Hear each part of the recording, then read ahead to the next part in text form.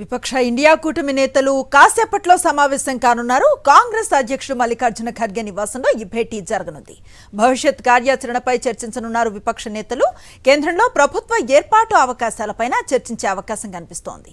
అయితే బెంగాల్ సీఎం మమతా బెనర్జీ, మహారాష్ట్ర మాజీ ముఖ్యమంత్రి ఉద్ధవ్ ఠాక్రే ఈ సమావేశానికి రావటం లేదని తెలుస్తోంది. ఇదే అంశంపై మరింత సమాచారాన్ని అందిస్తారు మా కరెస్పాండెంట్ వెంకటేష్. విపక్ష నేతలందరూ కూడా భేటీ అవుతున్నట్లుగా తెలుస్తోంది. ముఖ్యంగా కేంద్రంలో ప్రభుత్వాన్ని ఏర్పాటు చేసే అంశం కూడా ప్రధానంగా చర్చకు వచ్చే అవకాశం కనిపిస్తున్నట్లుగా తెలుస్తుంది. ఎలాంటి సమాచారం ఉందంటే ఏం చెప్తారు? లోక్సభ ఫలితాల అనంతరం ఇటు ఎన్డీఏ అటు ఇండియా కూటమి రెండు పక్షాలు కూడా సమావేశం అవుతున్నాయి. సో మరి కాసేపట్లోనే ఇండియా కూటమి సమావేశం జరగబోతుంది. అధికారంలో కూర్చోవాలా లేకుంటే విపక్షంలో కూర్చోవాలా అన్న దానిపైన డిసైడ్ చేయబోతున్నారు. నిజానికి నిన్న ఈ ప్రశ్నలు తలెత్తినటువంటి సందర్భంలో కాంగ్రెస్ పార్టీ ఈ అంశంపైన ఇండియా కూటమిలో చర్చించిన తర్వాతే ఒక నిర్ణయం తీసుకుంటామని చెప్పారు. సో ఇండియా కూటమికి మెజారిటీ రాలేదు, ఇంకా చాలా సీట్ల అవసరం ఉంది. సో ఆ నేపథ్యంలో ఒకవైపు నితీష్ కుమార్ అలాగే మరోవైపు చంద్రబాబు నాయుడుతో తెర వెనుక మంత్రాంగం నడిపారనేటువంటి ఒక చర్చ అయితే రాజకీయ వర్గాల్లో జరుగుతుంది. కానీ దీన్ని ఎవరు ధృవీకరించడం లేదు. సో వారిద్దరూ నితీష్ కుమార్, చంద్రబాబు నాయుడు వస్తే తప్ప ఇండియా కూటమి అధికారంలో కూర్చునేటువంటి అవకాశం లేదు. కానీ ఆ ఇద్దరు నాయకులు ఇప్పుడు ఎన్డీఏ సమావేశంలో కూర్చున్నారు. మరి కాసేపట్లో రాష్ట్రపతిని కూడా కలవబోతున్నారు. కాబట్టి ఇక ఇండియా కూటమి విపక్షానికి పరిమితం కావాల్సినటువంటి పరిస్థితి అయితే ఉత్పన్నమైంది. సో ఈ కీలక సమావేశానికి మమతా బెనర్జీ అలాగే ఉద్ధవ్ ఠాక్రే ఇద్దరు కూడా రావడం లేదు. సో వారి ప్రతినిధులను పంపిస్తారని చెప్తున్నారు. సో మనం చూడాల్సి ఉంది. సో ఒకవైపు మహారాష్ట్రలో వచ్చినటువంటి ఫలితాల నేపథ్యంలో ఇటు శివసేనకు షిండే శివసేన కంటే ఉద్ధవ్ ఠాక్రే శివసేనకు ఎక్కువ సీట్లు వచ్చాయి. సో డెఫినెట్గా ప్రజలు ఇచ్చినటువంటి తీర్పును పరిగణలోకి తీసుకొని ఉద్ధవ్ ఠాక్రే కొంత కోర్సు కరెక్షన్ చేసేటువంటి అవకాశం ఉందనేటువంటి ఒక సంకేతాలు వస్తున్నాయి. తిరిగి ఆయన మళ్ళీ బీజేపీ గూటికి చేరుతారు అనేటువంటి ఒక చర్చ అయితే జరుగుతుంది. సో ఆ నేపథ్యంలోనే ఆయన ఈరోజు ఇండియా కూటమి సమావేశానికి రావడం లేదని ఒక చర్చ జరుగుతున్నటువంటి నేపథ్యంలో రాబోయే రోజుల్లో పరిణామాలు ఎలా చోటు చేసుకుంటాయన్నది మనం వేచి చూడాల్సి ఉంది. ఎందుకంటే మహారాష్ట్రలో వచ్చినటువంటి ఫలితాలు చూస్తే డెఫినెట్గా కొంత ప్రజలు ఇచ్చినటువంటి తీర్పు ఈ రెండు పార్టీలని, శివసేనను అలాగే ఎన్సీపీని, రెండు పార్టీలను చీల్చడం ప్రజలు హర్షించలేదు. అందుకే బీజేపీకి అక్కడ తక్కువ సీట్లు కట్టబెట్టారు.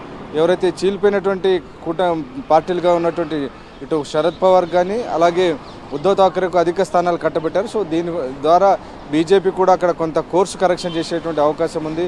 అలాగే ఎన్సీపీ శరద్ పవార్ తిరిగి తన అజిత్ పవార్ ఎవరైతే ఉన్నారో ఆయన మళ్ళీ తిరిగి శరద్ పవార్ దగ్గరికి వెళ్ళేటువంటి అవకాశం ఉందని ఒక చర్చ జరుగుతుంది. అలాగే మహారాష్ట్రలో వచ్చినటువంటి ఫలితాలకు తనదే నైతిక బాధ్యత అని చెప్పి మహారాష్ట్ర ఉప ముఖ్యమంత్రి దేవేంద్ర ఫడ్నవీస్ కూడా రాజీనామా చేసినటువంటి పరిస్థితి మనం చూసాం. సో మహారాష్ట్రలో చాలా కీలక పరిణామాలను కూడా చాలా వేగంగా మారుతున్నటువంటి నేపథ్యంలో రాబోయే రోజుల్లో ఈ ప్రభుత్వం ఉంటుందా అనేది ఒక చర్చ అయితే జరుగుతున్నటువంటి పరిస్థితి. సో మొత్తానికి ఒకవైపు ఇండియా కూటమికి సంబంధించినటువంటి కీలక నేతలు డుమ్మా కొట్టినటువంటి పరిస్థితి, ఇంకోవైపు ఎన్డీఏ మాత్రం చాలా వేగంగా ముందుకెళ్తోంది.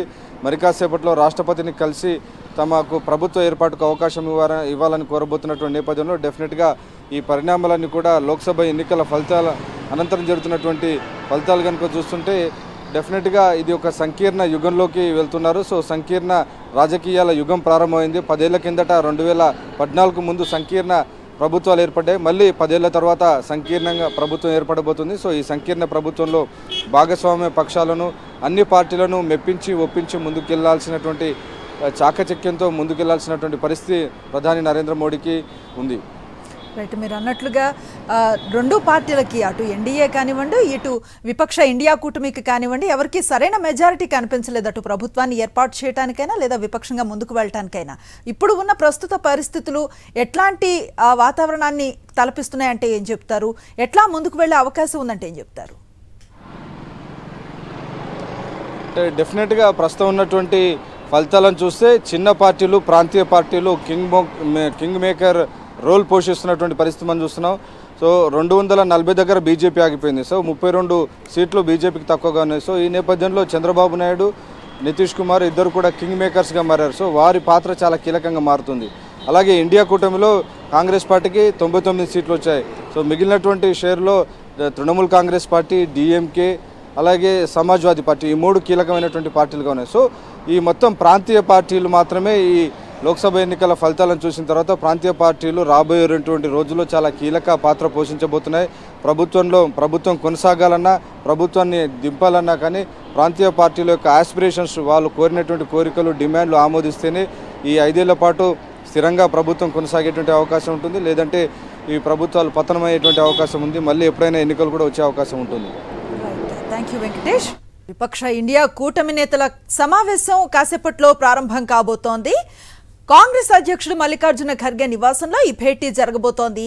భవిష్యత్ కార్యాచరణపై చర్చించనున్నారు విపక్ష నేతలు. కేంద్రంలో ప్రభుత్వ ఏర్పాటు అవకాశాలపైన చర్చించే అవకాశం కనిపిస్తోంది. అయితే బెంగాల్ సీఎం మమతా బెనర్జీ, మహారాష్ట్ర మాజీ ముఖ్యమంత్రి ఉద్ధవ్ ఠాక్రే ఈ సమావేశానికి రావటం లేదని తెలుస్తోంది.